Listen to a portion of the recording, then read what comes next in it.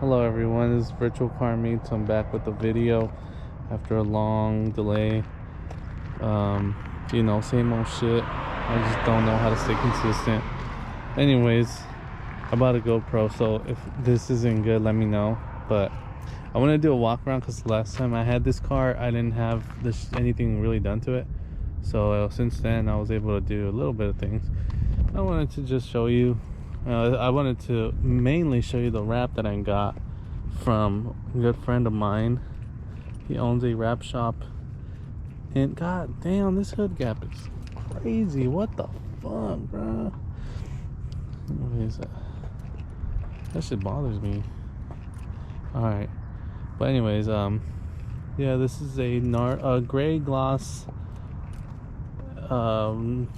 wrap done by Endless Auto Salon in Marietta. Good friend Joey, he's the owner there. If you guys are interested, hit him up. He knows what he's doing, and the pricing was good, very good. Even without the homie hookup, it was good. Because when I met him, he wasn't the homie, but now he's the homie. I didn't even know him, honestly. But anyways, we'll start out with the slight changes I did. So far, it has about 25,000 miles on it.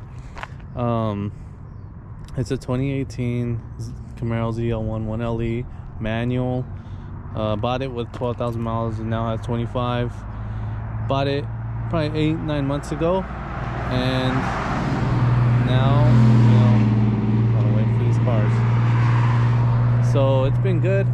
Love this car, and I'm starting to mod it a little bit. So we'll start out with the back. I just got a little, what the fuck happened to the camera? Oh shit, bad. So started out with these smoked reflectors back here. I think it gave the car a better look that way, because the OEM ones are red. I didn't really like it because there's not really any red back here, and well, aside from the ZL1, but I just think it was too much red back here, so I wanted to change that. I also got an exhaust. I got a Stainless Works, a classic Axleback exhaust. It sounds really good. I'll post up a clip right now. Alright, so I'm gonna do a pull so people know what the whine sounds like with just a rotofab intake. And I took the plate off on the supercharger lid.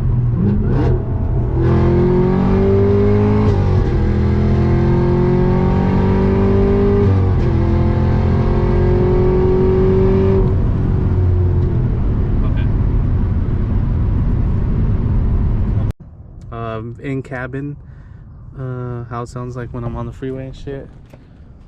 When I bought the car, I had Hankooks Ventus V12 tires, which I didn't. They were okay. They weren't as good as these. I put the OEM ones, the Supercar 3R tires from Goodyear. I changed the brake pads because they were just done after 20,000 miles or so. Really easy. The rotors are still in good shape. And then if we go into the inside, I did little changes here, and please excuse the mess. I'll clean it. I changed this from the Alcantara to the carbon fiber. Look at that. Ooh. Added a little bit of carbon fiber accessories as well. I mean, that's not real. I didn't know that until I bought it and it came to the house. That also isn't real, but from afar it looks alright, I guess. And then I actually deleted the rear seats because yeah, I was on canyon carving right now, so that's why shit's all over the place, so forgive me. But anyways, the reason I took the seats off is because, first of all, no one's gonna fucking go back. I don't have kids, so kids are the only things that can fit back there, and I don't have any, and I have a 4Runner if I want to take people out, so I took that off. Mainly because I knew the exhaust is going to be louder in the cabin, which I buy the exhaust for me, dog. I don't buy it for nobody else. The way I've modded this car is for my liking. I give a fuck what anyone else thinks.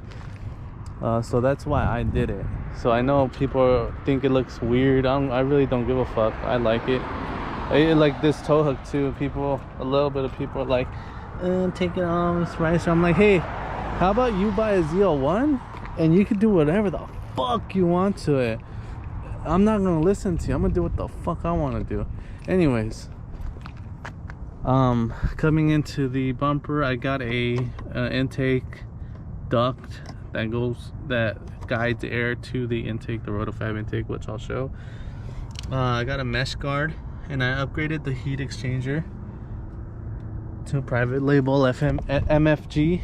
It was really cheap compared to other companies.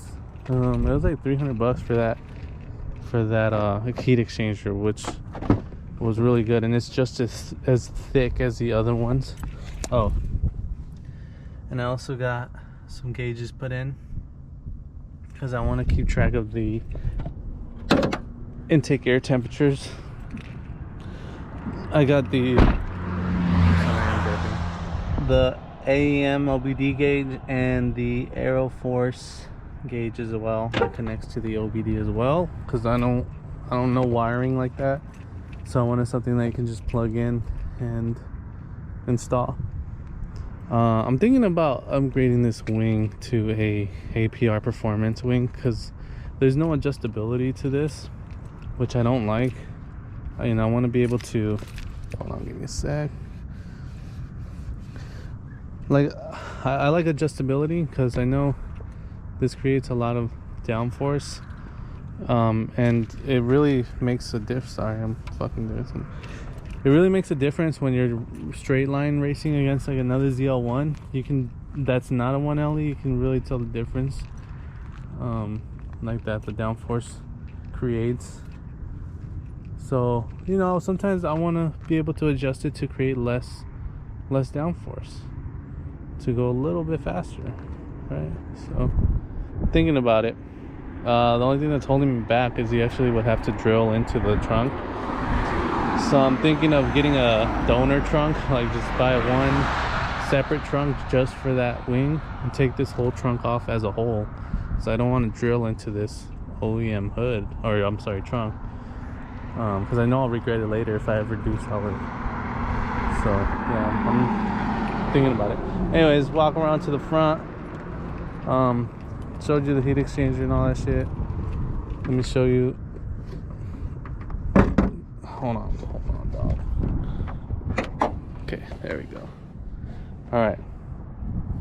So looking here, nothing crazy. What the fuck is that, bro? What is that? Huh.